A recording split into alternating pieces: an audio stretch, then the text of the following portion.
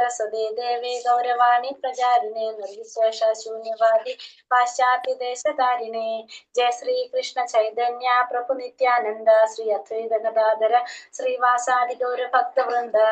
ഹരേ കൃഷ്ണ കൃഷ്ണ കൃഷ്ണ ഹരേ ഹരേ, ഹരേ രാമ രാമ രാമ ഹരേ ഹരേ. ഹരേ കൃഷ്ണ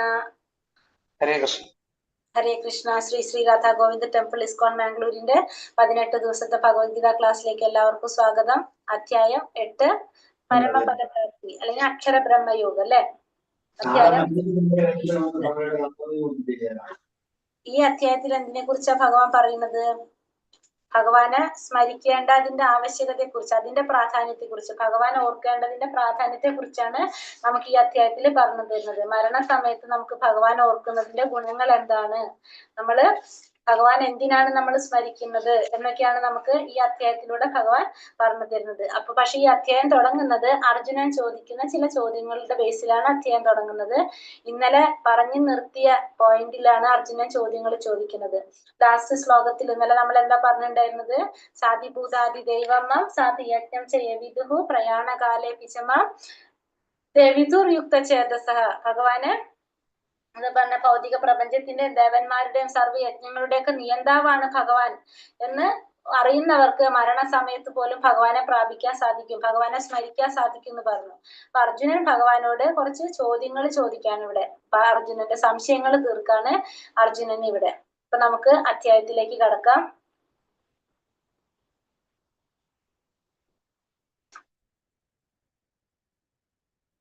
അചഞ്ചലമായ ഭക്തിയോടെ എന്നെ ഭജിക്കുന്നവൻ ത്രിഗുണങ്ങളെ മറികടന്ന് ബ്രഹ്മഭാവത്തെ പ്രാപിക്കാൻ സാധിക്കുന്നു. അപ്പൊ ഭഗവാന്റെ ബ്രഹ്മഭാവത്തെ പ്രാപിക്കാൻ സാധിക്കുക എങ്ങനെയാണെങ്കിൽ അചഞ്ചലമായ ഭക്തിയോടെ ഭഗവാനെ ഭജിക്കുന്നവർക്ക് ത്രിഗുണങ്ങളെല്ലാം മറികടന്നുകൊണ്ട് ഭഗവാനെ പ്രാപിക്കാനായിട്ട് സാധിക്കും. അപ്പൊ അർജുനൻ ഇവിടെ എന്താ ചോദിക്കുന്നത്? ഓം നമോ ഭഗവതേ വാസുദേവായ. അർജുന ഉവാച കിം തത് ബ്രഹ്മ കിമധ്യാത്മം കിം കർമ്മ പുരുഷോത്തമ അതിഭൂതം ച കിം പ്രോക്ത അതിദൈവം കിമുച്യത്തെ. കിം തത് ബ്രഹ്മ കിമധ്യാത്മം കിം കർമ്മ പുരുഷോത്തമ അതിഭൂതം ച കിം പ്രോക്ത അതിദൈവം കിമുച്യത്തെ. അർജുനൻ ചോദിച്ചു. അർജുനൻ എന്താ ചോദിച്ചത്? പുരുഷോത്തമ. ആരോടാ ചോദിക്കുന്നത്? ഹേ പുരുഷോത്തമ. അർജുനൻ ഭഗവാനെ എന്തെന്നാ ഇവിടെ സംബോധന ചെയ്യുന്നത്? പുരുഷോത്തമ, പുരുഷന്മാരിൽ ഉത്തമനായിട്ടുള്ള വ്യക്തിയോട് അല്ലെ. അതായത് കേവലം സാധാരണ ഒരു വ്യക്തിയോടോ സുഹൃത്തിനോടല്ല ചോദിക്കുന്നത്, തന്റെ സംശയങ്ങൾക്ക് ആധികാരികമായിട്ട് അതിന് മറുപടി നൽകാൻ സാധിക്കുമെന്ന് ഉറപ്പുള്ള മഹാപുരുഷനോടാണ് ആര് ചോദ്യം ചോദിക്കുന്നത്? ഭഗവാനോടാണ് അർജുനനോട് ചോദ്യങ്ങൾ ചോദിക്കുന്നത്. എന്താ ചോദിക്കുന്നത്? എന്താണ് ബ്രഹ്മം? ആത്മാവ് എന്നാൽ എന്താണ്? ഫലോദിഷ്ട കർമ്മം എന്നാൽ എന്താണ്? ഭൗതിക പ്രപഞ്ചമെന്നും ദേവന്മാരെന്നും പറയപ്പെടുന്നത് എന്താണ്? അപ്പൊ ബ്രഹ്മം എന്നാൽ എന്താണ്? ആത്മാവ് എന്നാൽ എന്താണ്? ഫലോദിഷ്ട കർമ്മം എന്നാൽ എന്താണ്? ഭൗതിക പ്രപഞ്ചമെന്നും ദേവന്മാരെന്നും പറയപ്പെടുന്നത് എന്താണ്? ഇന്നലെ നമ്മളും ചോദിച്ചതാണല്ലേ, ദേവന്മാരെന്ന് പറഞ്ഞാൽ ആരാണ്, ഈ ദേവന്മാർ ആരാണെന്ന് നമ്മളും ചോദിച്ചത്. അപ്പൊ ഭൗതിക പ്രാചീനം തന്നെ ചോദിച്ചത് ഭൗതിക പ്രപഞ്ചം എന്ന് വെച്ചാൽ എന്താണ്? ദേവന്മാര് എന്ന് പറയപ്പെടുന്നത് ആരാണ്? ഫലോദിഷ്ട കർമ്മം എന്നാൽ എന്താണ്? ആത്മാവ് എന്നാൽ എന്താണ് എന്നാണ് അർജുനൻ ആരോട് ചോദിക്കുന്നത്? ഭഗവാനോട് ചോദിക്കുന്നത്. പിന്നെന്താ ചോദിക്കുന്നത്? അത് യജ്ഞകഥം ഗോത്ര ദേഹേസ്മിൻ മധുസൂദന പ്രയാണകാലേ ച കഥം ജ്ഞേയോസി നിയതാത്മഭിഃ. ഇവിടെ എന്താ പറഞ്ഞ? മധുസൂദന. ഇവിടെ ഭഗവാൻ എന്താ വിളിച്ചിരിക്കുന്നത്? മധുസൂദന എന്ന് വിളിക്കുന്നത്. മധു എന്ന രാക്ഷസനെ വധിച്ചത് കൊണ്ട് ഭഗവാനെ മധുസൂദന എന്ന് പറയുന്നുണ്ട്. അപ്പൊ ഇവിടെ അർജുനൻ ഭഗവാനെ മധുസൂദന എന്നാണ് വിളിച്ചിരിക്കുന്നത്. മധുസൂദന ആരാണ്? യജ്ഞദേവത. ശരീരത്തിൽ അദ്ദേഹം എങ്ങനെ കുടികൊള്ളുന്നു? ഭക്തിര സേവന നിരതരായവർക്ക് മരണവേളയിൽ അങ്ങയെ എങ്ങനെ അറിയാൻ കഴിയും? അപ്പൊ യജ്ഞദേവത ആരാണ്? ഈ ശരീരത്തില് അദ്ദേഹം എങ്ങനെയാണ് കുടികൊള്ളുന്നത്? യജ്ഞദേവത എങ്ങനെയാണ് കുടികൊള്ളുന്നത്? ഭക്തിര സേവനം ചെയ്യുന്നവർക്ക് മരണവേളയിൽ അങ്ങയെ എങ്ങനെ അറിയാനായിട്ട് കഴിയും? അപ്പൊ ഭക്തിര സേവനം ചെയ്തുകൊണ്ടിരിക്കുന്ന ഒരു വ്യക്തിക്ക് മരണസമയത്ത് ഭഗവാനെ എങ്ങനെയാണ് അറിയാൻ കഴിയുക? ഇത്രയും കാര്യങ്ങളാണ് ആര് ചോദിക്കുന്നത്? അർജുനൻ ഭഗവാനോട് ചോദിക്കുന്നു. ഇവിടെ മധുസൂദന എന്നാണ് ഭഗവാന് അർജുനൻ സംബോധന ചെയ്തിരിക്കുന്നത്. ആദ്യത്തെ ശ്ലോകത്തില് പുരുഷോത്തമ എന്ന് പറഞ്ഞു, ഇവിടെ മധുസൂദന എന്ന് പറഞ്ഞു. കാരണം മധു എന്ന് പറഞ്ഞ രാക്ഷസനാണ്. അപ്പൊ അർജുനന്റെ സംശയങ്ങളെ ഒരു രാക്ഷസനോട് ഉപമിച്ചു കഴിഞ്ഞാല് ഒരു രാക്ഷസനെ എങ്ങനെയാണോ ഇല്ലാതാക്കുന്നത്, അതുപോലെ തന്നെ അർജുനന്റെ സംശയങ്ങളെ ഒരു അസുരന്റെ പോലെ, അപ്പൊ ആ സംശയങ്ങളെ ഒരു അസുരനെ വധിക്കുന്ന പോലെ അർജുനന്റെ സംശയങ്ങളെ ഭഗവാൻ ഇല്ലാതാക്കി തരാൻ വേണ്ടിയിട്ടാണ് ഇവിടെ അർജുനൻ എങ്ങനെ സംബോധന ചെയ്യുന്നത്? മധുസൂദന എന്ന് അർജുനൻ ഭഗവാനെ വിളിക്കുന്നത്. ഭഗവാൻ എന്താ പറയുന്നത്? ശ്രീ ഭഗവാനുവാച അക്ഷരം ബ്രഹ്മ പരമം സ്വഭാവോധ്യാത്മമുച്യത്തെ ഭൂതഭാവാത് ഭവകരോ വിസർഗ കർമ്മ സംചിതഃ.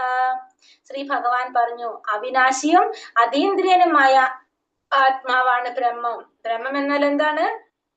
ഒരിക്കലും നശിക്കാത്ത, അവിനാശിയും അതീന്ദ്രിയനുമായിട്ടുള്ള, നമ്മുടെ ഇന്ദ്രിയങ്ങൾക്ക് അപ്പുറത്താണല്ലേ ആത്മാവ്. ആത്മാവിനെ നമുക്ക് എന്ത് ചെയ്യാൻ സാധിക്കില്ല? നമുക്ക് കാണാൻ സാധിക്കില്ല. ആത്മാവിനെയാണ് എന്ത് പറയണത്? ബ്രഹ്മം എന്ന് പറയുന്നത്. അപ്പൊ ഒരിക്കലും നശിക്കാത്ത ജീവാത്മാവിനെയാണ് നമ്മൾ എന്ത് പറയണത്? ബ്രഹ്മം എന്നതുകൊണ്ട് അർത്ഥാക്കുന്നത്. ഒരിക്കലും നശിക്കാത്ത അതീന്ദ്രിയനുമായിട്ടുള്ള ജീവാത്മാവിനെയാണ് ബ്രഹ്മം എന്ന് പറയുന്നത്. അപ്പൊ ജീവാത്മാവിന്റെ വേറൊരു പേര് നമ്മളിവിടെ പഠിച്ചു, ബ്രഹ്മം. ബ്രഹ്മത്തിന്റെ ശാശ്വത പ്രകൃതി അത്യാത്മം എന്നറിയപ്പെടുന്നു.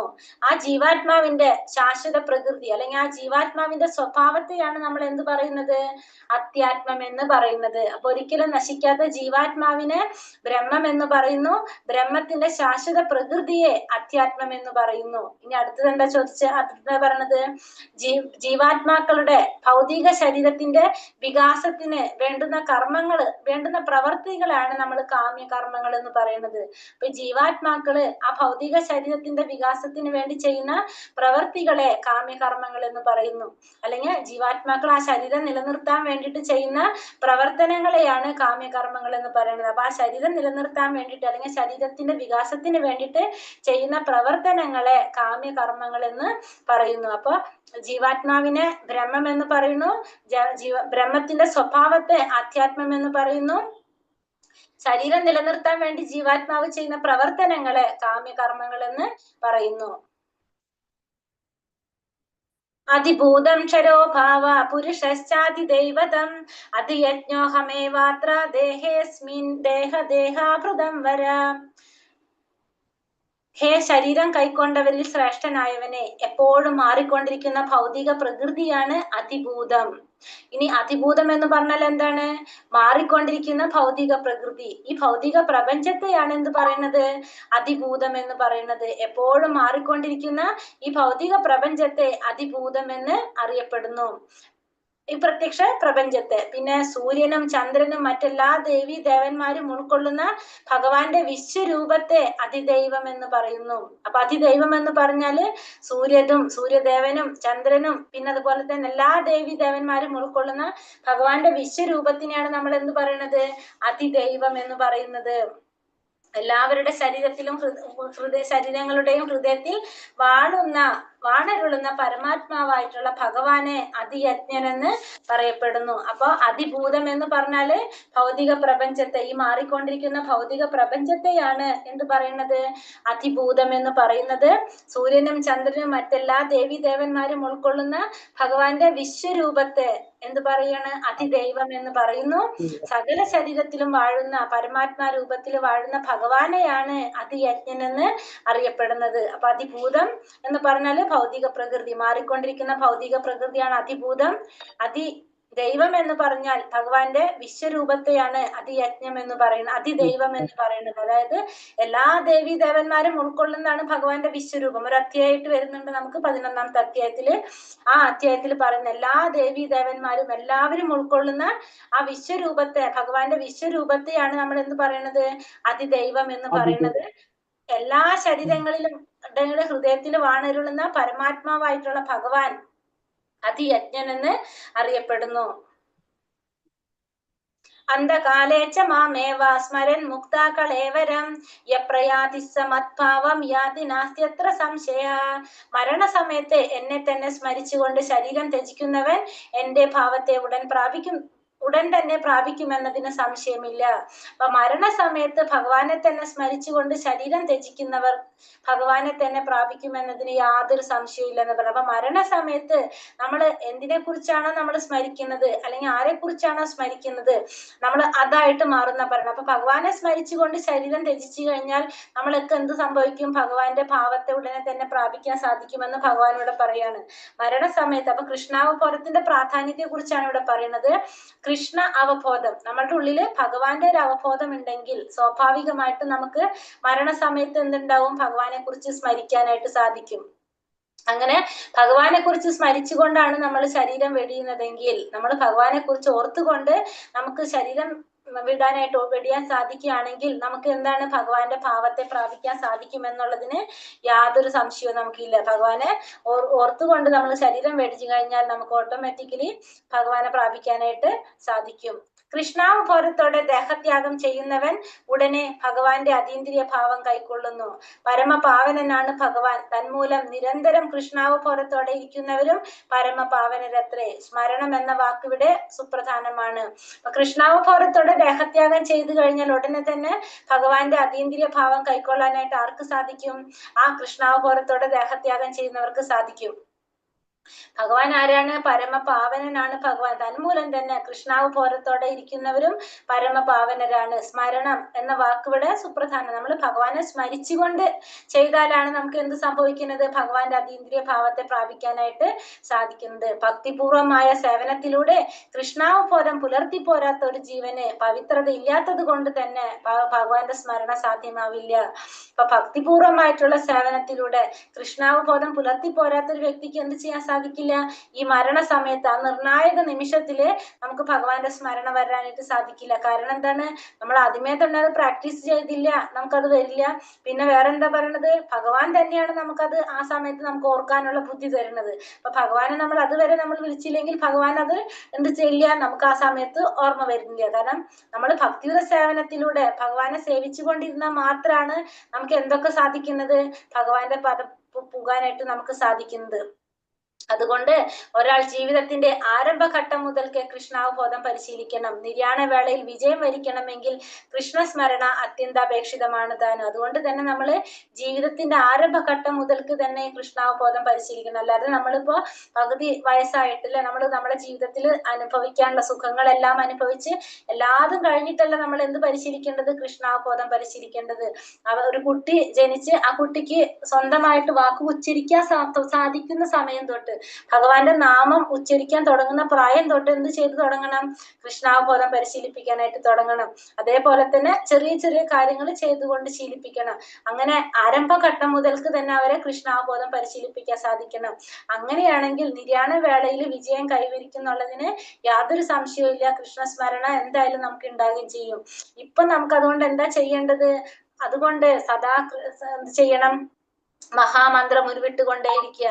ഹരേ കൃഷ്ണ കൃഷ്ണ കൃഷ്ണ ഹരേ ഹരേ, ഹരേ രാമ രാമ രാമ ഹരേ ഹരേ. നമ്മള് ഹരേ കൃഷ്ണ മഹാമന്ത്രം നിരന്തരം ഉരുവിട്ടുകൊണ്ടേയിരിക്കുക എന്ന് മാത്രമാണ് ഭഗവാന്റെ സ്മരണ നമുക്ക് ഉണ്ടാകാനായിട്ട് നമ്മൾ ചെയ്യേണ്ട ആകെ ഒരു കാര്യം. വൃക്ഷത്തെ പോലെ സഹന ശക്തി ഉണ്ടാകണം എന്നാണ് ശ്രീ ചൈതന്യ മഹാപ്രഭു ഉപദേശിച്ചത്. ചൈതന്യ മഹാപ്രഭു എന്താ പറഞ്ഞത്? വൃക്ഷത്തെ പോലെ നമുക്ക് സഹന ശക്തി ഉണ്ടായിരിക്കണം. ഹരേ കൃഷ്ണ നാമം ജപിക്കുന്ന ഒരു വ്യക്തിക്ക് പല വിഘ്നങ്ങളും നേരിട്ടേക്കാം, എങ്കിലും എല്ലാം സഹിച്ചുകൊണ്ട് ഹരേ കൃഷ്ണ കൃഷ്ണ കൃഷ്ണ ഹരേ ഹരേ, ഹരേ രാമ രാമ രാമ ഹരേ ഹരേ എന്ന നാമജപം തുടരുക തന്നെ വേണം. എന്നാൽ ജീവിതാന്ത്യത്തിൽ കൃഷ്ണാവബോധത്താലുള്ള പ്രയോജനം തികച്ചും അനുഭവപ്പെടും. അപ്പൊ നമ്മൾ ഹരേ കൃഷ്ണ മഹാമന്ത്രം ജപിക്കുക. ഒരു ഹരേ കൃഷ്ണ മഹാമന്ത്രം ജപിക്കുമ്പോൾ നമ്മൾ പറഞ്ഞു പല തരത്തിലുള്ള വിഘ്നങ്ങളും നമുക്ക് സംഭവിക്കാം, നേരിട്ടുകൊണ്ടിരിക്കാം. നമുക്കത് ചൊല്ലാതിരിക്കാൻ വേണ്ടിയിട്ടുള്ള പല കാര്യങ്ങളും നമ്മള് നടക്കും. പക്ഷെ എന്നാലും നമ്മൾ ചെയ്തുകൊണ്ടിരിക്കണം? എല്ലാം സഹിച്ചുകൊണ്ട് സഹനശക്തിയോടെ നമ്മള് ഭഗവാന്റെ നാമം ജപിച്ചുകൊണ്ടേയിരിക്കണം. ആ വിഘ്നങ്ങൾ മുഴുവൻ നമ്മൾ തരണം ചെയ്യാൻ നമുക്ക് സാധിക്കണം. എങ്കിൽ മാത്രമേ ആ നാമജപം തുടർന്നുകൊണ്ടിരുന്നാൽ മാത്രമേ നമുക്ക് ജീവിതത്തിന്റെ അവസാനത്തില് ആ കൃഷ്ണാവബോധത്തിന്റെ ഗുണം പ്രയോജനപ്പെടുത്താനായിട്ട് സാധിക്കുള്ളൂ. അതുകൊണ്ട് നമ്മൾ എത്രയൊക്കെ വിഘ്നങ്ങൾ നമ്മൾ ഉണ്ടെങ്കിലും നമ്മൾ എന്ത് ചെയ്യണം? നാമജപം തുടർന്നുകൊണ്ടേയിരിക്കണം. എങ്കിൽ മാത്രമേ ജീവിതത്തിന്റെ അവസാനത്തില് നമുക്ക് കൃഷ്ണാവബോധത്തിന്റെ ഒരു പ്രയോജനം അനുഭവപ്പെടുള്ളൂ. യം യം വാപി സ്മരൻ ഭാവം ത്യജത്യന്തെ കളേവരം തം തമേവൈതി കൗന്ദേയ സദാ തദ്ഭാവസ്ഥാവിതഃ. എന്തിനെ കുറിച്ചാണോ മരണവേളയിൽ ഒരാൾ സ്മരിക്കുന്നത്, ഹേ കുന്തിപുത്ര, അയാൾ തീർച്ചയായും അതിനെ പ്രാപിക്കും.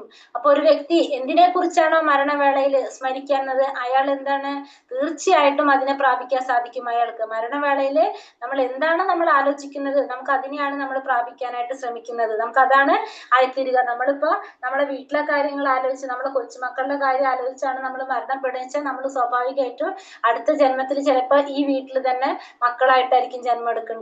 നമ്മൾ പക്ഷെ ഇത് എന്തായിട്ട് ബന്ധമുണ്ട്, നമ്മൾ കർമ്മമായിട്ടും കണക്ഷൻ വരുന്നുണ്ട്. പക്ഷെ എങ്കിലും നമ്മൾ എന്തിനെ കുറിച്ചാണ് ചിന്തിക്കുന്നത്, നമുക്ക് ശരീരമായിരിക്കും നമുക്ക് കിട്ടുന്നത്. അപ്പൊ നമ്മൾ എന്താണ് ആ ചിന്തിക്കാനുള്ള ബുദ്ധി നമുക്ക് തരുന്നതും ആര് തന്നെയായിരിക്കും, ഭഗവാൻ തന്നെയാണ് അതും തരുന്നത്. പക്ഷെ മരണവേളയിൽ നമ്മൾ എന്താ ചിന്തിക്കുന്നത്, അതായിട്ടാണ് നമ്മൾ വരുന്നത്. മരണത്തിന്റെ നിർണായക നിമിഷങ്ങളിൽ നടക്കുന്നത് എന്തെന്നാണ് ഇവിടെ പറയുന്നത്. കൃഷ്ണ സ്മരണയോടെ ശരീരം ത്യജിക്കുന്നവർ അതീന്ദ്രിയമായ ഭഗവത് പദം പോകുന്നു. മറ്റേതെങ്കിലും സ്മരണ പുലർത്തിക്കൊണ്ട് മരിക്കുന്നവർ ഈ അവസ്ഥയിലെത്തില്ല. അപ്പൊ മരണസമയത്ത് നമ്മൾ ഭഗവാനെ സ്മരിച്ചുകൊണ്ടാണ് നമ്മൾ എന്ത് ചെയ്യണമെങ്കിൽ ശരീരം വെടിയാന്ന് വെച്ചിട്ടുണ്ടെങ്കിൽ നമുക്ക് ഭഗവാന്റെ അതീന്ദ്രിയമായിട്ടുള്ള ഭഗവത് പദം പോകാനായിട്ട് സാധിക്കും. പക്ഷെ മറ്റേതെങ്കിലും സ്മരണ പുലർത്തിക്കൊണ്ടാണ് മരണം സംഭവിക്കുന്നതെങ്കിൽ സ്വാഭാവികമായിട്ടും നമുക്ക് ഈ അവസ്ഥയിലേക്ക് എത്താനായിട്ട് സാധിക്കില്ല. ഈ ജന്മത്തില് സാത്വിക ഭാവത്തോടെ ജീവിക്കുകയും കൃഷ്ണനെ നിരന്തരം സ്മരിച്ചുകൊണ്ടിരിക്കുകയും ചെയ്യുന്നവർക്ക് അന്ത്യവേളയിലും ഭഗവാന്റെ സ്മരണ ഉദിക്കും. അപ്പൊ നിരന്തരം സാത്വിക ഭാവത്തോടെ ജീവിക്കുക, ഭഗവാനെ നിരന്തരം സ്മരിച്ചുകൊണ്ടിരിക്കുകയും ചെയ്തു കഴിഞ്ഞാൽ അന്ത്യവേളയിലും നമുക്ക് എന്ത് ചെയ്യാൻ സാധിക്കും, ഭഗവാന്റെ സ്മരണ ഉദിക്കാനായിട്ട് സാധിക്കും. കൃഷ്ണന്റെ അതീന്ദ്രിയ ഭാവത്തെ പോകുന്നതിന് അത് സഹായകമായി തീരുകയും ചെയ്യും. അപ്പൊ ഭഗവാന്റെ അതീന്ദ്രിയമായിട്ടുള്ള ഒരു ഭാവത്തെ പോകാൻ അത് സഹായകമായിട്ട് തീരും. ആധ്യാത്മികമായി ഭഗവത് സേവനത്തിൽ മുഴുകി ജീവിതം നയിച്ച ഒരാൾക്ക് അടുത്ത ജന്മത്തിൽ ഭൗതിക ദേഹമല്ല ആധ്യാത്മിക ദേഹമായിരിക്കും ലഭിക്കുക. അപ്പൊ ഭഗവാന്റെ സേവനത്തിൽ മുഴുകിക്കൊണ്ട് ജീവിതം നയിച്ച ഒരു വ്യക്തിക്ക് അടുത്ത ജന്മത്തിൽ എന്തുണ്ടാവില്ല, ഭൗതികമായ ദേഹം ഉണ്ടാവില്ല, ആധ്യാത്മികമായ ദേഹമായിരിക്കും കിട്ടുന്നത്. അതായത് എന്താണ്, ഭൗതിക ലോകത്തിൽ ജന്മം എടുക്കില്ല, ഭൗതിക ലോകത്തിലല്ലേ ഭൗതിക ദേഹം കിട്ടുള്ളൂ. ഈ പഞ്ചഭൂതങ്ങൾ കൊണ്ട് നിർമ്മിച്ച ശരീരം നമുക്ക് കിട്ടുന്ന എവിടെയാണ്, ഭൗതിക ലോകത്തിലാണ്. അപ്പൊ നമുക്ക് അടുത്ത ജന്മത്തില് ഭൗതിക ലോകത്തിൽ ജന്മം എടുക്കേണ്ടതായിട്ട് വരില്ല.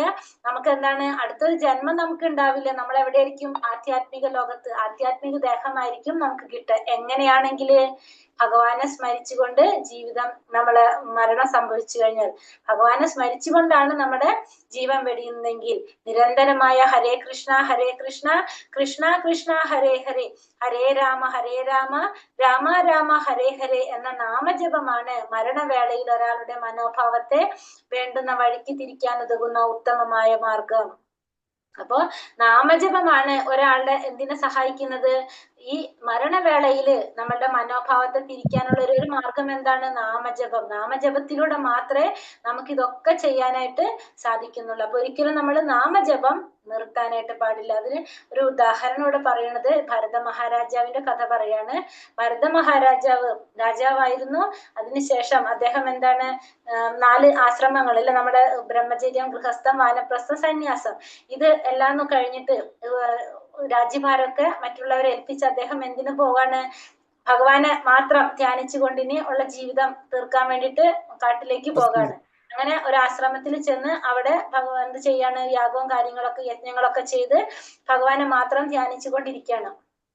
പക്ഷെ അങ്ങനെ അദ്ദേഹം എന്നും എന്താണ് രാവിലെ ചെയ്യാനുള്ള കാര്യങ്ങളൊക്കെ ചെയ്തുകൊണ്ട് മറ്റുള്ള സന്യാസിമാരെ പോലെ തന്നെ അവരും ഒക്കെ കൂടിയിട്ട് ഈ ആധ്യാത്മിക പുരോഗതിക്ക് വേണ്ട കാര്യങ്ങളൊക്കെ ചെയ്തു പോകുന്ന സമയത്ത് ഒരു ദിവസം അദ്ദേഹം നദിയിൽ പോയിട്ട് പ്രഭാത കൃത്യങ്ങളൊക്കെ ചെയ്യാൻ പോകുമ്പോൾ ഒരു മാൻ, പൂർണ്ണ ഗർഭിണിയായിട്ടുള്ള ഒരു മാൻ അവശതയായിട്ട് ഓടി വരാണ്. ആ ഓടി വന്ന് പെട്ടെന്ന് തന്നെ ഒരു മൃഗത്തിന്റെ ഒച്ചയും കേട്ടു. അപ്പൊ മനസ്സിലായി മൃഗത്തിൽ നിന്ന് രക്ഷപ്പെട്ടാണ് ആര് വരുന്നത്, ഈ മാൻ ഓടി വരുന്നത്. അത് ആ നദി ക്രോസ് ചെയ്ത് പോവാനായിട്ട് ശ്രമിക്കും. പക്ഷെ അതിന് അത്രയും ക്ഷീണിച്ചത് കൊണ്ട് തന്നെ അതിന് പോകാൻ സാധിച്ചില്ല. അത് അവിടെ കിടന്ന് ചത്തുപോകാണ്. പക്ഷെ ഒരു കുട്ടിക്ക് ജന്മം കൊടുത്തുണ്ട്, മാൻകുട്ടിക്ക് ജന്മം കൊടുത്തോണ്ടാണ് ഈ മാൻ മരിച്ചു പോകുന്നത്, ചത്തുപോകുന്നത്. അതിനുശേഷം ആ കുട്ടിയെ അവിടെ ഉപേക്ഷിച്ച് പോരാൻ ആർക്ക് തോന്നിയില്ല, രാജാവിന് തോന്നിയില്ല, ഭരത മഹാരാജാവിന് തോന്നിയില്ല. തിരിച്ച് ആശ്രമത്തിലേക്ക് പോയപ്പോ ഈ കുട്ടിയെയും കൂടെ കൂട്ടി, മാൻകുട്ടിയെയും കൂടി എടുത്തുകൊണ്ടാണ് ആശ്രമത്തിലേക്ക് ചെന്നത്. പിന്നെ എന്തായി മാറി? ഈ ഭരത മഹാരാജാവ് ചെയ്തിരുന്ന എല്ലാ പ്രവർത്തികളും വിട്ട് ഫുൾ ടൈം ആരെ ശ്രദ്ധിക്കാൻ തുടങ്ങി? ഈ മാൻകുട്ടിയെ പരിചരിക്കാനായിട്ട് തുടങ്ങുക. അതിന് ചെറിയൊരു കുട്ടിയാണ് ജനിച്ചിട്ടുള്ളത്, അതിന് പാല് കൊടുക്കാനും അതിന് എന്തൊക്കെയാണോ വേണ്ടത് അങ്ങനത്തെ കാര്യങ്ങൾ കണ്ടെത്തുക, അതിന് വേണ്ട എന്തൊക്കെയാ ചെയ്യുക, അതിന് സുഖമായിട്ട് കിടക്കാൻ വേണ്ടിട്ട് എന്തൊക്കെ ചെയ്യണം, അങ്ങനത്തെ കാര്യങ്ങൾ മുഴുവൻ ചെയ്യാനായിട്ടായി ആരുടെ ശ്രദ്ധ മുഴുവനും? ഈ രാജാവിന്റെ ശ്രദ്ധ. ബാക്കി ആശ്രമത്തിലുള്ള ആധ്യാത്മികമായിട്ടുള്ള ഒരു കാര്യങ്ങൾ ചെയ്യാനും ആർക്കൊരു താല്പര്യം ഉണ്ടായിരുന്നില്ല, സമയം ഉണ്ടായിരുന്നില്ല രാജാവിന്. കാരണം എല്ലാ സമയവും ഈ മാനിന്റെ പിന്നാലെ. ആ മാൻകുട്ടി വലുതായി അത് കാട്ടിലേക്ക് പോകും, അതിന്റെ ധൈര്യത്തിൽ അത് നടക്കും. പക്ഷെ രാജാവിന് പ്രയാസമാണ്, കാരണം മാൻകുട്ടിയെ കാണാതാവുമ്പോഴേക്കും ഈ രാജാവിന് പ്രയാസം, അത് അന്വേഷിച്ചു പോകും. അങ്ങനെ രാജാവ് ഒരു ദിവസം ഈ മാൻകുട്ടി കാട്ടിലേക്ക് പോയിട്ട് അത് തിരിച്ചു വരാതെ കണ്ടപ്പോ രാജാവ് അന്വേഷിച്ചു പോയിട്ട് ഒരു കുഴിയിൽ വീണിട്ട് രാജാവ് മരണപ്പെടാണ്. ആ മരിക്കുന്ന സമയത്ത് രാജാവ് ഈ മാൻകുട്ടിയെ വിളിച്ചാണ് മരിക്കുന്നത്. അപ്പൊ സ്വാഭാവികമായിട്ടും എന്താ സംഭവിക്കുന്നത്? മരണസമയത്ത് ആരെ കുറിച്ചാണ് വിളിച്ചു പറയുന്നത്? അതായിട്ട് മാറുന്നല്ലേ പറയുന്നത്. അപ്പൊ പിന്നത്തെ ജന്മം രാജാവ് ആരായിട്ട് ജന്മം എടുക്കാണ്? ഒരു മാനായിട്ട് ജന്മം എടുക്കാണ് ചെയ്യുന്നത്. പക്ഷെ കുറെ പുണ്യപ്രവർത്തികൾ ചെയ്ത കാരണം കൊണ്ട് തന്നെ കഴിഞ്ഞ ജന്മത്തിൽ ഉള്ള കാര്യങ്ങളൊക്കെ ആർക്ക് അറിയാൻ സാധിക്കുന്നുണ്ടായിരുന്നു? ഈ രാജാവിന് അറിയാൻ സാധിക്കുന്നുണ്ട്.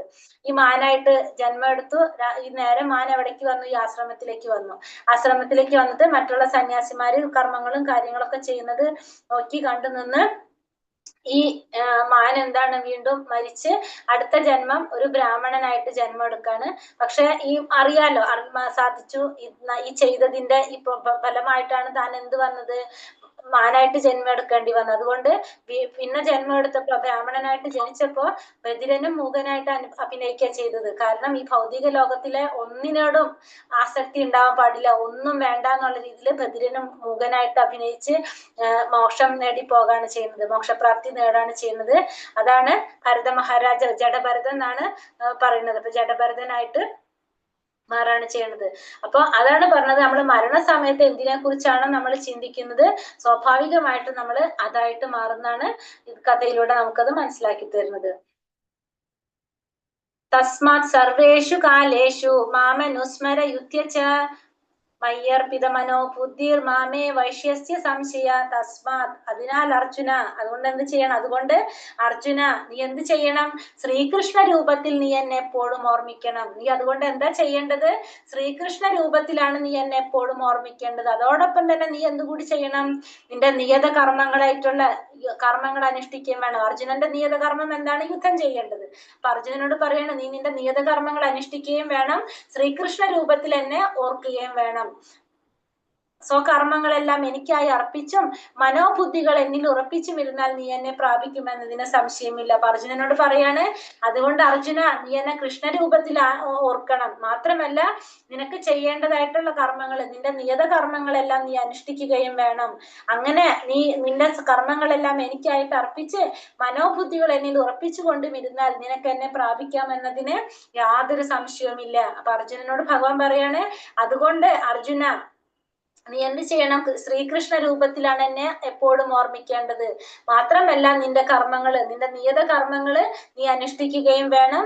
അത് എനിക്കായിട്ട് അർപ്പിച്ചുകൊണ്ട് ചെയ്യണം. നിന്റെ ബുദ്ധികൾ എന്നിൽ ഉറപ്പിച്ചും ഇരുന്ന് കഴിഞ്ഞാൽ നിനക്ക് എന്നെ പ്രാപിക്കാൻ സാധിക്കുമെന്നുള്ളതിന് യാതൊരു സംശയവുമില്ലെന്ന് ഭഗവാൻ പറഞ്ഞു കൊടുക്കുകയാണ് അർജുനന്. അർജുനനോടുള്ള ഈ ഉപദേശം ഭൗതിക കർമ്മങ്ങളിൽ ഏർപ്പെട്ടിരിക്കുന്ന എല്ലാവരെയും സംബന്ധിച്ച് പ്രസക്തമാണ്. അപ്പൊ അർജുനന് ഈ ഉപദേശം കൊടുത്തത് അർജുനന് മാത്രമല്ല കൊടുത്തിരിക്കുന്നത്, നമുക്ക് ഓരോരുത്തർക്കും തന്നിട്ടുള്ള ഉപദേശമാണത്. തങ്ങളുടെ നിർദ്ദിഷ്ട കർമ്മം നിറവേറ്റുന്നതിൽ നിന്ന് പിന്തിരിയാൻ ആരെയും ഭഗവാൻ പ്രേരിപ്പിക്കുന്നില്ല. അപ്പൊ ഓരോരുത്തരും തങ്ങൾക്ക് പറഞ്ഞിരിക്കുന്ന നിർദ്ദിഷ്ടമായിട്ടുള്ള കർമ്മങ്ങൾ പാലിക്കാനായിട്ട് നമ്മൾ ഓരോരുത്തരും ബാധ്യസ്ഥരാണ്. അവരെ അതിൽ നിന്ന് പിന്തിരിപ്പിക്കാനായിട്ട് ഭഗവാൻ ഒരിക്കലും ആഗ്രഹിക്കുന്നില്ല. ഒരാൾ ഈ പ്രവർത്തികൾ തുടരുന്നതോടൊപ്പം, അപ്പൊ നമ്മൾക്ക് പറഞ്ഞിട്ടുള്ള നിർദ്ദിഷ്ട കർമ്മങ്ങൾ നമ്മൾ ചെയ്യുകയും വേണം, ഒപ്പം തന്നെ എന്തും ചെയ്യണം? ഹരേ കൃഷ്ണ മഹാമന്ത്രം ഉച്ചരിച്ചുകൊണ്ട് ഭഗവാന്റെ സ്മരണ പുലർത്തുകയും വേണം. അപ്പൊ നമുക്ക് ഓരോരുത്തർക്കും പറഞ്ഞിരിക്കുന്ന നിയത കർമ്മങ്ങൾ അനുഷ്ഠിക്കുകയും വേണം, ഒപ്പം തന്നെ ഭഗവാന്റെ നാമം ഉച്ചരിച്ചുകൊണ്ട് ഭഗവാന്റെ സ്മരണ പുലർത്തുകയും വേണം. ഇത് ജീവനെ ഭൗതിക കൽമഷങ്ങൾ ബാധിക്കാതിരിക്കാനും മനോബുദ്ധികളെ ഭഗവാനിൽ ഏകാഗ്രീകരിക്കാനും ഉതകും. കൃഷ്ണനാമോച്ചരണം ഭക്തി ഭക്തനെ പരമോത്കൃഷ്ടമായ കൃഷ്ണലോകത്തിൽ എത്തിക്കുന്നു എന്നതിന് സംശയമില്ല. അപ്പൊ ഇതെന്താണ് ചെയ്യണത്? ഭൗതിക കൽമഷങ്ങൾ ബാധിക്കാതിരിക്കാനും മനോബുദ്ധികളെ ഭഗവാനിൽ ഏകാഗ്രീകരിക്കാനും ഉതകും. കൃഷ്ണന്റെ നാമോച്ചാരണം ഭക്തനെ പരമോത്കൃഷ്ടമായ കൃഷ്ണലോകത്തിൽ എത്തിക്കുമെന്നതിന് യാതൊരു സംശയവുമില്ല. അപ്പൊ നമ്മള് ഭഗവാന്റെ നാമം ജപിച്ചുകൊണ്ടിരിക്കുകയാണെങ്കിൽ ആ ഭക്തനെ പരമോത്കൃഷ്ടമായിട്ടുള്ള ഭഗവാന്റെ ലോകത്തിലേക്ക് എത്തിക്കാനും അതുപോലെ തന്നെ നമ്മുടെ ബുദ്ധി, നമ്മുടെ ചെയ്യുന്ന പ്രവർത്തികളൊക്കെ ഭഗവാനിൽ ഏകാഗ്രീകരിക്കാനും നമുക്ക് സാധിക്കും. അതുകൊണ്ട് നമുക്ക് ഈ ഭൗതികമായ കൽമഷങ്ങളിൽ നിന്ന് നമുക്ക് മാറ്റം സംഭവിക്കുന്നുള്ളതിന് യാതൊരു സംശയവുമില്ല. എന്താ ചെയ്യേണ്ടത്? ഹരേ കൃഷ്ണ മഹാമന്ത്രം ഉച്ചരിച്ചു കൊണ്ടിരിക്കണം. അഭ്യാസയോഗയുക്തേന ചേതസാനാന്യഗാമിന പരമം പുരുഷം ദിവ്യം യാതി പാർത്ഥാനുചിന്തയൻ. എന്നെ പരമദിവ്യോത്തമ പുരുഷനായി ആരാണോ ധ്യാനിക്കുന്നത്, ആരാണോ മാർഗത്തിൽ നിന്ന് വ്യതിചലിക്കാതെ തുടർച്ചയായി എന്നെ മനസ്സിൽ സ്മരിക്കുന്നത്, അല്ലയോ പാർത്ഥ, അയാൾ നിശ്ചയമായും എന്നെ പ്രാപിക്കും. അപ്പൊ എന്നെ ആരാണോ പരമദിവ്യോത്തമ പുരുഷനായിട്ട് ആരാണോ എന്നെ ധ്യാനിക്കുന്നത്, ആരാണോ മാർഗത്തിൽ നിന്ന് വ്യതിചലിക്കാതെ തുടർച്ചയായി എന്നെ മനസ്സിൽ സ്മരിക്കുന്നത്, അല്ലയോ പാർത്ഥ, അയാൾ നിശ്ചയമായിട്ടും എന്നെ പ്രാപിക്കും. അപ്പൊ പരമദിവ്യോത്തമ പുരുഷനായിട്ട് ഭഗവാനെ ധ്യാനിക്കുന്നത് ആരാണോ, മാർഗത്തിൽ നിന്ന് വ്യതിചലിക്കാതെ തുടർച്ചയായിട്ട് ഭഗവാനെ സ്മരിക്കുന്നത് ആരാണോ, അവർക്ക് നിശ്ചയമായിട്ടും ഭഗവാനെ പ്രാപിക്കാനായിട്ട് സാധിക്കും. അപ്പൊ ഭഗവാനെ പരമദിവ്യോത്തമ പുരുഷനായിട്ട് ആരാധിക്കാൻ വേണം. പിന്നെ അതുപോലെ തന്നെ ഭഗവാനെ സ്മരിക്കുകയും വേണം. മാർഗത്തിൽ നിന്ന് വ്യതിചലിക്കാതെ ഭഗവാനെ സ്മരിക്കുകയും ചെയ്തു കഴിഞ്ഞാൽ അയാൾക്ക് നിശ്ചയമായിട്ടും ഭഗവാനെ പ്രാപിക്കാനായിട്ട് സാധിക്കും. അപ്പൊ ഭഗവാനെ സ്മരിക്കുന്നതിന്റെ പ്രാധാന്യത്തെ കുറിച്ചാണ് ആ ശ്ലോകത്തിൽ നമുക്ക് പറഞ്ഞു തരുന്നത്. ഭഗവാനെ നമ്മൾ സ്മരിക്കണം. പരമദിവ്യോത്തമ പുരുഷനായ ഭഗവാൻ ശ്രീകൃഷ്ണനാണെന്ന് അറിഞ്ഞുകൊണ്ട് നമ്മൾ എന്ത് ചെയ്യണം? ഭഗവാനെ സ്മരിച്ചു കൊണ്ടിരിക്കണം. ഇനി എങ്ങനെയാണ് ഭഗവാനെ സ്മരിക്കേണ്ടത്? കവിയും പുരാണ മനുശാസിതാരം അണോരണീയാം സമനുസ്മരത്യ സർവസ്യ സാധാരമചിന്യ രൂപം ആദിത്യവർണം തമസാ പരസ്താത്. സർവജ്ഞനും ആദിപുരുഷനും സർവനിയന്താവും അണുവിനേക്കാൾ ചെറുതും സകലതിന്റെയും പരിപാലകനും ഭൗതിക അനുമാനങ്ങൾക്ക് അതീതനും അചിന്യരൂപനും ഭൗതിക പ്രകൃതിക്ക് അതീതനും ആദിത്യ തേജസ്വിയുമായ വ്യക്തി എന്ന നിലയിലാണ് ഭഗവാനെ ധ്യാനിക്കേണ്ടത്. ദിവ്യനും ഭൗതിക പ്രകൃതിക്ക് അതീതനുമാണ് അവിടുന്ന്. അപ്പൊ സർവജ്ഞനാണ്, ആദി പുരുഷനാണ്, സർവരുടെ നിയന്താവാണ്, അണുവിനേക്കാൾ ചെറുതും സകലതിന്റെയും പരിപാലകനും ഭൗതിക അനുമാനങ്ങൾക്ക് അതീതനാണ്, അചിന്യ രൂപം, നമ്മൾ ചിന്തയ്ക്ക് അപ്പുറത്തുള്ള രൂപമാണ്, ഭൗതിക പ്രകൃതിക്ക് അതീതനാണ്, ആദിത്യ തേജസ്വിയാണ്, ആദിത്യനേക്കാളും തേജസ്സുള്ളവനായ ഒരു വ്യക്തി എന്ന നിലയിലാണ് നമ്മൾ ആരെ ധ്യാനിക്കേണ്ടത്? ഭഗവാനെ ധ്യാനിക്കേണ്ടത്. ഭഗവാൻ ദിവ്യ ഭൗതിക പ്രകൃതിക്ക് അതീതനാണ്. അപ്പൊ ആ സർവജ്ഞനാണ്, എല്ലാം അറിയുന്നവനാണ് ഭഗവാൻ, ആദ്യ പുരുഷനാണ് ഭഗവാൻ, സർവനിയന്താവാണ് ഭഗവാൻ, എല്ലാത്തിനെയും നിയന്ത്രിക്കുന്നത് ഭഗവാനാണ്, അണുവിനേക്കാൾ ചെറുതാണ്, സകലതിനെയും പരിപാലിക്കുന്നത് ഭഗവാനാണ്, ഭൗതിക അനുമാനങ്ങൾക്ക് അതീതനാണ്, നമ്മുടെ അനുമാനങ്ങൾക്കെല്ലാം അതീതനാണ് ഭഗവാൻ, അചിന്യ രൂപനാണ്, നമ്മുടെ ചിന്തിക്കുന്നതിന്റെ അപ്പുറത്താണ് ഭഗവാന്റെ രൂപം, ഭൗതിക പ്രകൃതിക്ക് അതീതനാണ്, ആദിത്യ തേജസ്വിയുമായ വ്യക്തി എന്ന നിലയിലാണ് ഭഗവാനെ ധ്യാനിക്കേണ്ടത്. ദിവ്യനും ഭൗതിക പ്രകൃതിക്ക് അതീതനുമാണ് അവിടുന്ന്. അപ്പൊ ഭഗവാൻ എങ്ങനെയാണ് നമ്മൾ ധ്യാനിക്കേണ്ടതെന്നാണ് ഭഗവാൻ ഇതിൽ പറയുന്നത്. ഇവിടെ ഓരോ ദേവീദേവന്മാരും നമ്മൾ ഈ പറഞ്ഞ 33 ദേവങ്ങൾ പറഞ്ഞു, എല്ലാ ദേവീദേവന്മാരും ധ്യാനിച്ചു കൊണ്ടിരിക്കുകയാണ്, ഭഗവാനെയാണ് ധ്യാനിച്ചു കൊണ്ടിരിക്കുന്നത്. ബ്രഹ്മാവ്, മഹേശ്വരൻ, എല്ലാവരും അവരാരെയാണ് സ്മരിച്ചു കൊണ്ടിരിക്കുന്നത്? ഏത് സമയത്തും ഭഗവാനെയാണ് സ്മരിച്ചു കൊണ്ടിരിക്കുന്നത്. അപ്പോ എല്ലാ ദേവീദേവന്മാരും ഭഗവാനെ സ്മരിച്ചു കൊണ്ടിരിക്കുന്നതാണ് പറയുന്നത്. വീഡിയോ ഇതെല്ലാം ഇത് കട്ടായിരുന്നു. ഞാൻ മാതാജിയുടെ ആണോ അത് എന്റെ ഫോണിന്റെ അറിയാൻ വയ്യ. 2 പ്രാവശ്യം ഒന്നും കേട്ടില്ല. എനിക്കൊക്കെ കിട്ടുന്നുണ്ട് മാതാജി. ഓക്കെ, എന്റെ പ്രോബ്ലം ആണോ? അല്ല, എനിക്ക് കിട്ടുന്നുണ്ട്. മാതാജിയുടെ എനിക്ക് കിട്ടുന്നുണ്ട്. പ്രയാണകാലേ മനസാചലേന ഭക്ത്യാ യുക്തോ യോഗബലേന ചൈവ ധ്രുവോർമധ്യേ പ്രാണമാവേശ്യ സമ്യക് സതം പരം പുരുഷമുപൈതി ദിവ്യം. മാതാജിയുടെ വീഡിയോ ആണെങ്കിൽ ഓഫ് ചെയ്ത് വെച്ചോളൂ മാതാജി, വീഡിയോ ഓൺ ആണെങ്കിൽ. അപ്പൊ ഇതിനും കൂടി ക്ലിയർ ആവും. പ്രയാണകാലേ മനസാചലേന ഭക്ത്യാ യുക്ത യോഗബലേന ചൈവ ധ്രുവോർമധ്യേ പ്രാണമാവേശ്യ സമ്യക് സതം പരം പുരുഷമുപൈതി ദിവ്യം. മരണസമയത്ത് യോഗനിഷ്ഠ പൂണ്ട് സ്ഥിരമനസ്കനായി പൂർണ്ണ ഭക്തിയോടെ ഭൂമധ്യത്തിൽ പ്രാണവായുവിനെ ഉറപ്പിച്ചുകൊണ്ട് ഭഗവത് സ്മരണ ചെയ്യുന്നവൻ തീർച്ചയായും പരമപുരുഷനെ പ്രാപിക്കും. അപ്പൊ മരണസമയത്ത് യോഗാനിഷ്ഠ കൊണ്ട് സ്ഥിരമനസ്കനായിട്ട് പരിപൂർണ ഭക്തിയോടെ ഭ്രൂമധ്യത്തിൽ പ്രാണവായുവിനെ ഉറപ്പിച്ചു നിർത്തുന്നവൻ, ഭഗവാന്റെ സ്മരണ ചെയ്യുന്നവന് ഭഗവാനെ പ്രാപിക്കാനായിട്ട് സാധിക്കും. അപ്പൊ ഇവിടെ യോഗ പരിശീലനത്തിലൂടെ ഭഗവാനെ പ്രാപിക്കുന്നതിനെ കുറിച്ച് പറയണം. ഇപ്പൊ യോഗാനിഷ്ഠനായിട്ടുള്ള ഒരു വ്യക്തിക്ക്, യോഗ ഒക്കെ ചെയ്ത് പരിശീലിക്കുന്ന ഒരു വ്യക്തിക്ക് എന്ത് ചെയ്യാൻ സാധിക്കും? ഭ്രൂമധ്യത്തില് പ്രാണവായുവിനെ ഉറപ്പിച്ചു നിർത്തിക്കൊണ്ട് തനിക്ക് ഇഷ്ടമുള്ള ഭഗവാന്റെ ഒരു രൂപത്തെ ധ്യാനിച്ച് നമുക്ക് ഇഷ്ടമുള്ള സമയത്ത് നമ്മൾക്ക് സ്മരണ ചെയ്തുകൊണ്ട് നമുക്ക് ഭഗവാനെ പ്രാപിക്കാനായിട്ട് സാധിക്കും. നമുക്ക് ഇഷ്ടമുള്ള രൂപത്തിൽ ഭഗവാനെ ധ്യാനിച്ച് ഇവിടെ ഭ്രൂമധ്യത്തിൽ നമ്മൾ എന്ത് ചെയ്യാം? പ്രാണവായുവിനെ ഉറപ്പിച്ചു നിർത്തിക്കൊണ്ട് പ്രാണം വിടാൻ സാധിക്കും നമുക്ക്. അങ്ങനെ ഭഗവാനെ പ്രാപിക്കാൻ സാധിക്കും. ആർക്കാണ്? ഈ യോഗകളൊക്കെ പരിശീലിച്ചിട്ടുള്ള വ്യക്തികൾക്ക്. അവർക്കും ഭഗവാനെ സ്മരിച്ചുകൊണ്ട് തീർച്ചയായിട്ടും പരമപുരുഷനെ പ്രാപിക്കാനായിട്ട് സാധിക്കുന്ന പറയുന്നത്. അതായത് നമ്മൾ എന്താ ചെയ്യണത്? ഈ യോഗമൊക്കെ ചെയ്ത് പരിശീലകർക്ക് അവർക്ക് നമ്മൾ ഇതിനെ കൺട്രോൾ ചെയ്തിട്ട് ചെയ്യാൻ സാധിക്കില്ല. അതിനെ കുറിച്ചാണ് അവിടെ പറയുന്നത്. അനന്യചേത സതതം യോമാം സ്മരതി നിത്യശഃ തസ്യാഹം സുലഭ പാർത്ഥ നിത്യയുക്തസ്യ യോഗിന. അല്ലയോ പാർത്ഥ, നിരന്തരമായ ഭക്തിയുടെ സേവനം മൂലം സ്ഥിരചിത്തതയോടെ എന്നെ എപ്പോഴും സ്മരിക്കുന്ന യോഗാനിഷ്ഠന് ഞാൻ സുപ്രാപ്യനാണ്.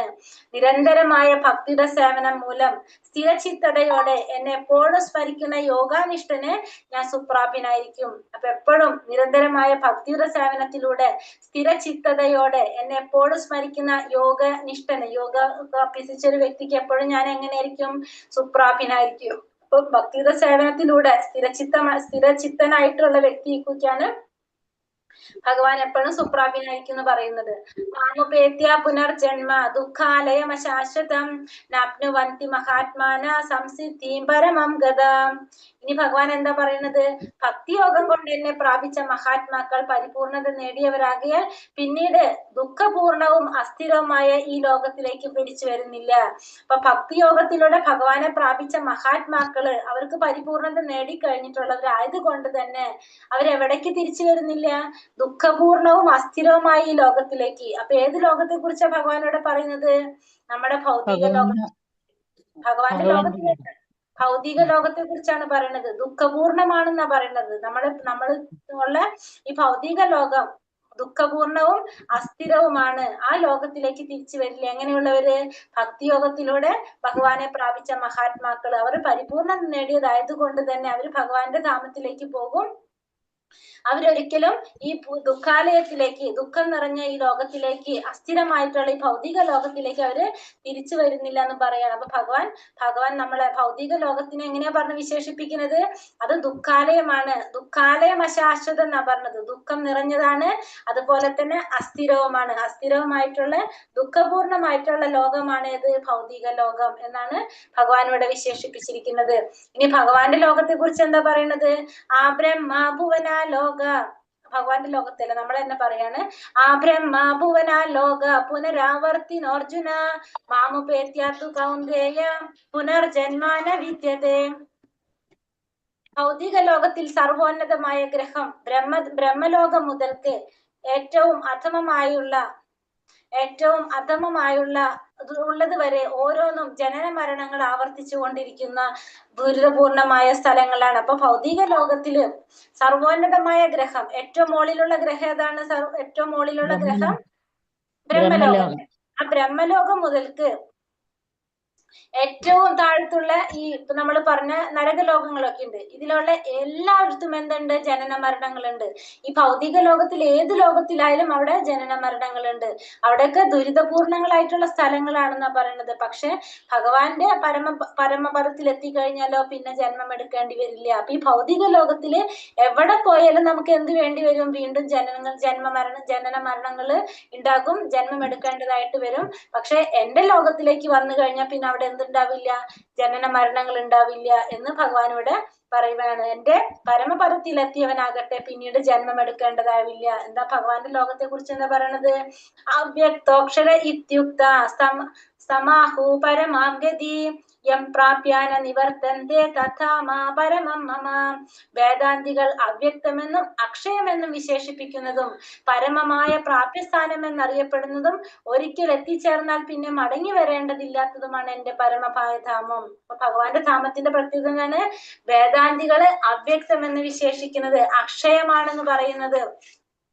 പ്രാപ്യസ്ഥാനം എന്നറിയപ്പെടുന്നതും ഒരിക്കൽ എത്തിച്ചേർന്നാൽ പിന്നെ മടങ്ങി വരേണ്ടതില്ലാത്തതുമാണ് എന്ത്? എന്റെ ലോകം എന്നാണ് ആര് പറയണത്?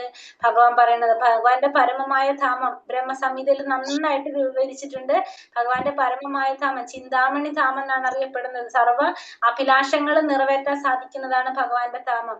അതിനെ വേദാന്തികള് അവ്യക്തമെന്നും അക്ഷയമെന്നാണ് പറയുന്നത്. നമ്മൾ എന്താഗ്രഹിക്കുന്നോ അത് എവിടെ കിട്ടാണ്? ഭഗവാന്റെ ലോകത്ത് കിട്ടാണ്. ആ വിശേഷിപ്പിക്കുന്നത് പരമമായിട്ടുള്ള പ്രാപ്യസ്ഥാനമാണ് ഏത്? ഭഗവാന്റെ ലോകം. നമ്മൾ കണ്ടുല്ലേ, ഏറ്റവും ടോപ്പ് മോസ്റ്റിലിരിക്കുന്ന ഏറ്റവും വിശേഷപ്പെട്ടതാണ് ഭഗവാന്റെ ലോകം. ഒരിക്കൽ എത്തിച്ചേർന്നാല് പിന്നെ തിരിച്ചു വരേണ്ടതില്ലാത്തതാണ് ഏത്? ഭഗവാന്റെ പരമമായ ധാമം. വേദേഷു യജ്ഞേഷു തപസ്സു ചൈവ ദാനേഷു യത് പുണ്യഫലം പ്രതിഷ്ഠം അത്യേതി തത് സർവമിദം വിദിത്വാ യോഗി പരം സ്ഥാനമുപൈതി ചാത്യം.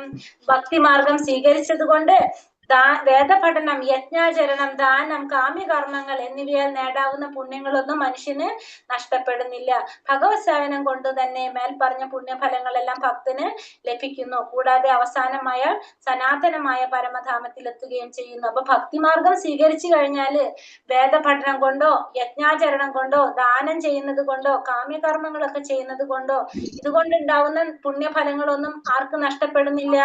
മനുഷ്യന് നഷ്ടപ്പെടുന്നില്ല. അപ്പൊ ഭഗവത് സേവനം ചെയ്യുന്നത് കൊണ്ട് മാത്രം ഈ 4 കാര്യങ്ങൾ ചെയ്യുന്നതിന്റെ എല്ലാ ഫലങ്ങളും ആർക്ക് കിട്ടാണ്?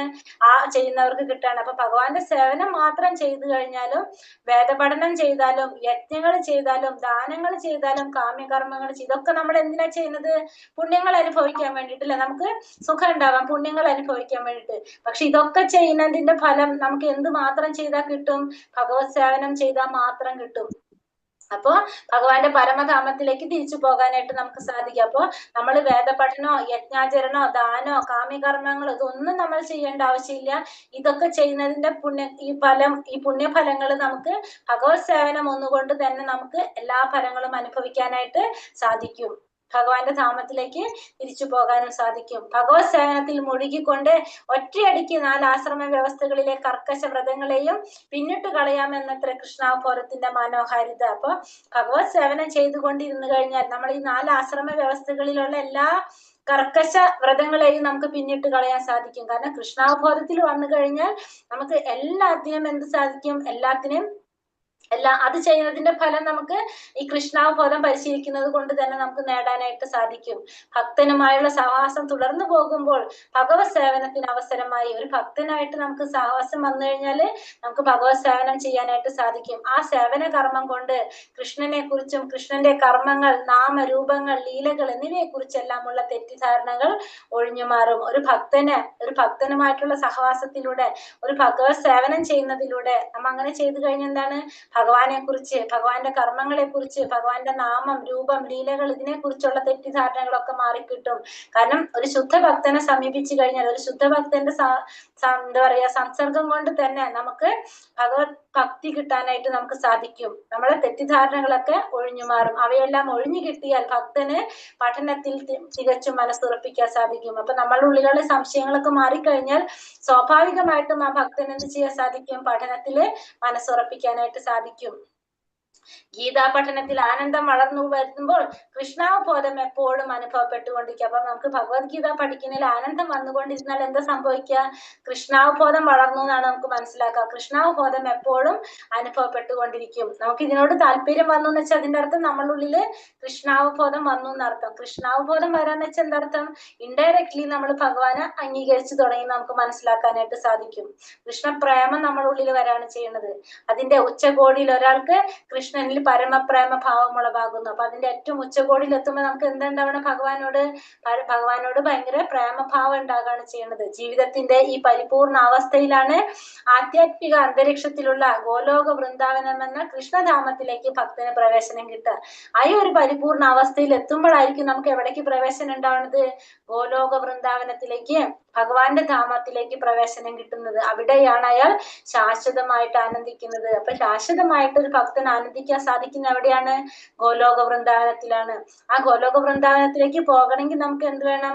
പരിപൂർണ അവസ്ഥയിലെത്തണം. കൃഷ്ണപ്രേമം കിട്ടി പരിപൂർണ അവസ്ഥയിൽ എത്തിയാൽ മാത്രമാണ് നമുക്ക് എവിടേക്ക് പോകാൻ സാധിക്കുന്നത്? ഗോലോക വൃന്ദാവനത്തിലേക്ക് പോകാനായിട്ട് സാധിക്കുന്നത്. ഇനി ഗോപീചന്ദനത്തെ കുറിച്ച് പറയാണ്. ഗോപീചന്ദനം എന്ന് പറയുന്നത് ദ്വാരകയിലെ ഒരു മണ്ണിനെയാണ് നമ്മൾ എന്ത് പറയുന്നത്, ഗോപീചന്ദനം എന്ന് പറയുന്നത്. ആ ഗോപീചന്ദനം ധരിച്ചു കഴിഞ്ഞാല് ഭൂതപ്രേത പിശാചുകളൊന്നും നമ്മളെ സമീപിക്കുന്നില്ല. ഗോപീചന്ദനം എന്ന് പറയുന്നത് ദ്വാരകയിലെ ഒരു മണ്ണാണ്. അത് ധരിച്ചു കഴിഞ്ഞാൽ ഭൂതപ്രേത പിശാചുകളൊന്നും നമ്മളെ സമീപിക്കുന്നില്ല. ഗോപീചന്ദനം ധരിക്കുന്നത് നമ്മൾ ഈ കാണുന്നില്ലേ, യു ഷേപ്പില് ഭഗവാന്റെ പാദത്തെയാണ് അത് സൂചിപ്പിക്കുന്നത്. നമ്മള് ഭഗവാന്റെ പാദത്തെയാണ് ആ യു ഷേപ്പിൽ വരയ്ക്കുന്നത്. അതിന്റെ അടിയിലുള്ള ആ ഇല പോലെ കാണുന്നത് തുളസിദളം, തുളസിയാണ്. അത് തുളസി മഹാറാണി, തുളസി ഇലയാണ്. ഭഗവാന്റെ പാദത്തിന്റെ അടിയിലാണ് ആയിരിക്കുന്നത്, തുളസി ദേവി ഇരിക്കുന്നത്. അതാണ് തുളസിയുടെ സാഫല്യം അതാണ്. അപ്പൊ ഭഗവാന്റെ പാദത്തെയാണ് നമ്മൾ ആ യു ഷേപ്പിൽ നമ്മൾ നെറ്റിൽ വരയ്ക്കുന്നത്, കുറിയായിട്ട് വരയ്ക്കുന്നത്. അതിന്റെ അടിയിലുള്ളത് തുളസിയുടെ ഇല. ഗോപീചന്ദനത്തിന്റെ മഹാത്മ്യം കേൾക്കുന്നയാൾ എല്ലാ കർമ്മബന്ധനങ്ങളിൽ നിന്നും മുക്തനാകുന്നു. അപ്പൊ ഗോപീചന്ദനത്തിന്റെ മഹാത്മ്യത്തെ കുറിച്ച് മനസ്സിലാക്കി കഴിഞ്ഞാൽ കർമ്മബന്ധങ്ങളിൽ നിന്നും മുക്തനാകാനായിട്ട് ആർക്ക് സാധിക്കാണ്, ഇത് മഹാത്മ്യം മനസ്സിലാക്കിയ വ്യക്തിക്ക് സാധിക്കും. ഗോപീചന്ദനം ധരിക്കുന്ന ആൾക്ക് ഗംഗാ നദിയിൽ സ്നാനം ചെയ്തതിന്റെ ഫലം ലഭിക്കും. ഗംഗാ നദിയിൽ സ്നാനം ചെയ്തതിന്റെ ഫലം ആർക്ക് കിട്ടാണ്, ഈ ഗോപീചന്ദനം. മാതാജി ധരിച്ചിരിക്കുന്ന ഗോപീചന്ദനമാണോ? അതെ അതെ അതെ. ഗോപീചന്ദനം ധരിച്ചു കഴിഞ്ഞാല് ഗംഗാ നദിയിൽ സ്നാനം ചെയ്യുന്നതിന്റെ ഫലം ലഭിക്കും. 1000 അശ്വമേധ ഗോപീചന്ദനമുണ്ട്. ഗോപീചന്ദനം ഗുരുവായൂർ അമ്പലത്തിൽ നിന്ന് നമ്മൾ വാങ്ങിച്ചു, അമ്പലത്തിലൊരു കടയിൽ നിന്ന് ഗോപീചന്ദനം വാങ്ങിച്ചിട്ടുണ്ട്. പക്ഷെ നമ്മൾ ഇതുപോലെ ഞാൻ കുറിയായിട്ടാ ഇടുന്നത്, അതുകൊണ്ട് കുഴപ്പമുണ്ടോ? അങ്ങനെയല്ല ചെയ്യുന്നത്. ഞാൻ പറഞ്ഞു കഴിയട്ടെ മാതാജിന്ന്. 1000 അശ്വമേധ യജ്ഞങ്ങൾ ചെയ്തതിന്റെ ഫലം ലഭിക്കും. നമുക്ക് 1000 അശ്വമേധ യജ്ഞം ചെയ്തതിന്റെ ഫലമാണ് നമുക്ക് എന്തുകൊണ്ട് കിട്ടുന്നത്, ഈ ഗോപീചന്ദനം ധരിക്കുന്നതുകൊണ്ട് കിട്ടുന്നത്. ഗോപീചന്ദനം ധരിക്കുന്ന ആളിന്റെ അടുത്തേക്ക് യമരാജൻ വരില്ല. അദ്ദേഹം ഭഗവത് ധാമത്തിലേക്ക് തിരിച്ചു പോകാനായിട്ട് സാധിക്കും. അപ്പൊ യമരാജന്റെ അടുത്തേക്ക് പോകില്ല. ഗോപീചന്ദനം ധരിച്ച് എവിടേക്കാണ് പോകുക, ഭഗവാന്റെ ധാമത്തിലേക്ക് തിരിച്ചു പോകാനായിട്ട് സാധിക്കും. ഗോപീചന്ദനം അപ്പൊ ദ്വാരകയിലൊരു മണ്ണാണ്. ഭൂതപ്രേത പിശാചുകൾക്കൊന്നും അത് സമീപിക്കാൻ സാധിക്കില്ല. ധരിച്ചു കഴിഞ്ഞാൽ പിന്നെ ഭഗവാൻ മഹാത്മ്യം കേൾക്കുന്നതുകൊണ്ട് കർമ്മബന്ധനത്തിൽ നിന്ന് മുക്തനാകാൻ സാധിക്കും. ഗംഗാ നദിയിൽ സ്നാനം ചെയ്തതിന്റെ ഫലം ലഭിക്കും. അശ്വമേധ യജ്ഞം 1000 അശ്വമേധ യജ്ഞം ചെയ്തതിന്റെ ഫലം ലഭിക്കും. ഈ ഗോപീചന്ദനം ധരിച്ച വ്യക്തിയുടെ അടുത്തേക്ക് യമരാജൻ വരുന്നുണ്ടാവില്ല. അദ്ദേഹത്തിന് എവിടേക്ക് പോകാൻ സാധിക്കും, അപ്പൊ ഭഗവാന്റെ ധാമത്തിലേക്ക് തിരിച്ചു പോകാനായിട്ട് സാധിക്കും. ഭഗവാന്റെ ധാമത്തിലേക്ക് തിരിച്ചു പോകാൻ സാധിക്കുന്ന പറയുന്നത്. അപ്പൊ അതിന്റെ അർത്ഥം എന്താ, നമ്മൾ ഭഗവാന്റെ ധാമത്തിൽ നിന്ന് വന്നവരാണെന്നല്ല അതിന്റെ അർത്ഥം. നമ്മൾ എന്താ പറയുന്നത്, തിരിച്ചു പോകാൻ സാധിക്കുന്ന പറയുന്നത്. അപ്പൊ ഭഗവത് ധാമത്തിൽ നിന്നാണ് നമ്മൾ വന്നിരിക്കുന്നത്. നമ്മൾ ഈ ഭൗതിക ലോകത്തില് നമ്മളത് ആഗ്രഹിച്ചതുകൊണ്ട് ഭഗവാൻ നമുക്കിവിടെ ഒരു ഭൗതിക ലോകം ഉണ്ടാക്കിയിട്ട് നമ്മളിവിടെ ആക്കി. ഇനി തിരിച്ച് നമ്മൾ ഇതൊക്കെ എന്തിനാ ഭഗവാൻ ചെയ്തുകൊണ്ടിരിക്കുന്നതും പറഞ്ഞുകൊണ്ടിരിക്കുന്നതും, തിരിച്ച് നമ്മളെ ഭഗവാന്റെ ലോകത്തിലേക്ക് തിരിച്ചു കൊണ്ടുപോകാൻ വേണ്ടിയിട്ടാണ് ഭഗവാൻ ഇതൊക്കെ ചെയ്യണം. അല്ലാതെ ഭഗവാൻ ഇപ്പൊ നമ്മളെടുത്ത് പറഞ്ഞു ഭഗവാനെ ആരാധിക്കാൻ പറഞ്ഞു, ഭഗവാനെ നമുക്ക് പറയേണ്ട വല്ല ആവശ്യമുണ്ടോ? ഭഗവാനെ ദേവന്മാരൊക്കെ ആരാധിക്കുന്നിടത്ത് പോരെ. പക്ഷെ നമ്മളോട് എന്തിനാ ചെയ്യാൻ പറയുന്നത്, നമ്മളെ തിരിച്ചു കൊണ്ടുപോകാൻ വേണ്ടിയിട്ട്. ഭഗവാൻ പറയുന്നുണ്ട്, നാളത്തെ അധ്യായത്തിൽ പറയും, ഭഗവാൻ നമ്മൾ കഴിക്കുന്നതൊക്കെ നിവേദിക്കാൻ പറഞ്ഞു. ഭഗവാന് ഇത്രയും പ്രപഞ്ചം സൃഷ്ടിച്ച് ഇത്രയും കാര്യങ്ങളുടെ നാഥനാണ്. ആ ഭഗവാന് നമ്മൾ കൊടുക്കുന്ന ഭക്ഷണമോ എന്തെങ്കിലും ആവശ്യമുണ്ടോ ഭഗവാന്? എല്ലാത്തിന്റെ സൃഷ്ടി നടത്തുന്ന ഭഗവാനാണ്. പക്ഷെ എന്തിനാ ഭഗവാൻ പറയുന്നത്, നമുക്ക് വേണ്ടിയിട്ടാണ് ഇതൊക്കെ പറയുന്നത്. നമ്മള് മുക്തി നേടി ഭഗവാനെ പ്രാപിക്കാൻ വേണ്ടിയിട്ടാണ്, നമ്മൾ പരിശുദ്ധരായിട്ട് ഭഗവാനെ പ്രാപിക്കാൻ വേണ്ടിയിട്ടാണ് ഇതൊക്കെ പറയുന്നത്. നമുക്ക് ക്വസ്റ്റ്യൻസിലേക്ക് കടക്കാം. ആദ്യം അർജുനൻ ചോദിക്കുന്ന ചോദ്യങ്ങൾ എന്തൊക്കെയായിരുന്നു? എന്താണ് ബ്രഹ്മം, എന്താണ് ആത്മാവ്, എന്താണ് ഭൗതിക പ്രപഞ്ചമെന്ന് ദേവന്മാരെന്ന് പറയപ്പെടുന്നവ എന്താണ്, മരണവേളയിൽ അങ്ങയെ എങ്ങനെ അറിയാൻ കഴിയും അതല്ലേ ചോദിക്കുന്നത്. ഉത്തരം ഭഗവാൻ എന്തൊക്കെ കൊടുക്കണം? ബ്രഹ്മം എന്ന് വെച്ചാൽ എന്താണ്?